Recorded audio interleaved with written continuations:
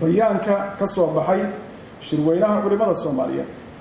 wasaaradda awqaafta iyo arrimaha diinta waxa ay si weyn ugu faraxsan tahay in si habsami leh uu ugu qabsoomay shirweynaha culimada Soomaaliyeed ee ku saabsanaa kaalinta culimada ee adkeynta amniga iyo dib u heshiisiinta dalka dowrul culamaa fi masirati al-amn wal musaalahati fi Soomaal. shirweynahan waa kii labaad ee noociisa ah ee lagu qabtay magaalada Muqdisho intii u dhaxaysay 22 ilaa 23 bisha Abriil 2019.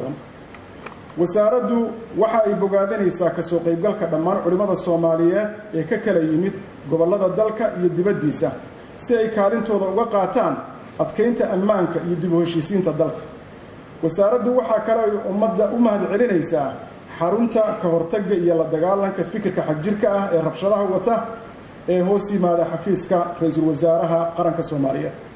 shirweynahan ka socday muddada 3 maalmood ee magaalada Muqdisho waxa ka soo baxay qodobadan hoosta ku qoran oo abaaqa ay culimadu u soo jeedinayaan ummadda Soomaaliyeed.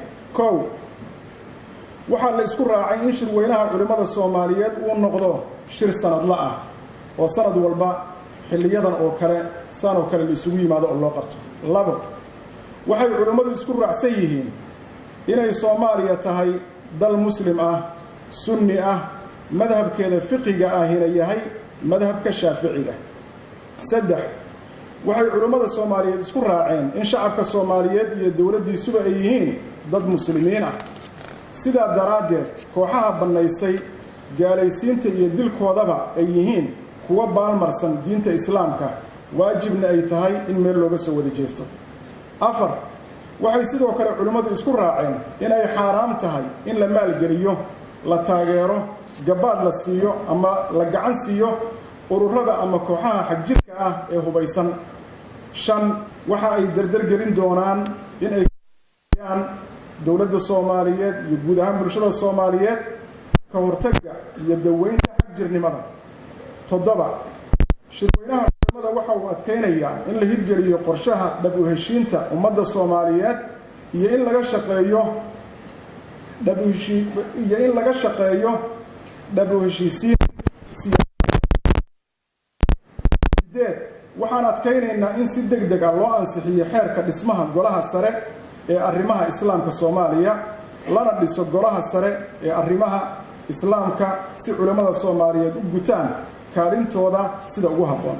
sagaal, waxaan ku baaqaynaa in la adkeeyo midnimada iyo dhaxalka sooyaalka diimeed ee ummadda Soomaaliyeed ay leedahay. toban, waa in si degdeg ah loo dhammaystiro dhismaha golaha adeega garsoorka si nidaam garsoor oo hufan loo helo.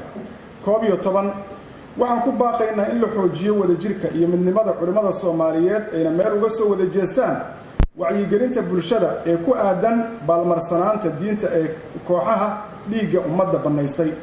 12, waxaan adkeynaynaa in wasaaradda awqaafta iyo arrimaha diinta iyo culimada Soomaaliyeed ay hubiyaan xeerarka iyo dastuurka dalka si loo xaqiijiyo waafaqsanaanta shariicada islaamka. 13, culimadu waxa ay ku baaqayaan in la adkeeyo ilaalinta anshaxa iyo aadaabta islaamka iyo ka fogaanshaha wararka been abuurka ah ee bulshada lagu marin habaabinayo. 14, waxaan sidoo kale si cod dheer ah ugu baaqaynaa in la dhiso hay-adda wanaag faridda iyo xumaan reebista. 15, culimadu waxay adkeynayaan in la xoojiyo kaalinta haweenka Soomaaliyeed ee ku aadan horumarinta bulshada, nabadeynta iyo barbaarinta. 16, culimada Soomaaliyeed waxay ugu baaqayaan beelaha Soomaaliyeed ee isku horimaadyadu ku jira in ay joojiyaan colaadaha iyo dhiigga walaal ee ay sida xaqdarrada isaga daadinayaan. 17, waxay culimada Soomaaliyeed ugu baaqayaan dalka inay ka fogaadaan khilaafaadka dib u dhaca samayn kara, ilaaliyaanna midnimada dalka iyo dadka, ismaandhaafka siyaasiga ah ee jirana lagu xalliyo wada hadal, is-aqbalaad iyo isu tanaasul. 18, waxay culimadu soo dhaweynayaan dadaalada wacyigelineed ee ka hortagga iyo la dagaalanka argagixisada ee ay wadaan hay-adaha dowladda. 19, culimadu waxay ugu baaqayaan dowladda inay dedejiso meelmarinta hindisa sharciyeedka la dagaalanka xagjirnimada iyadoo lagala tashanayo culimada.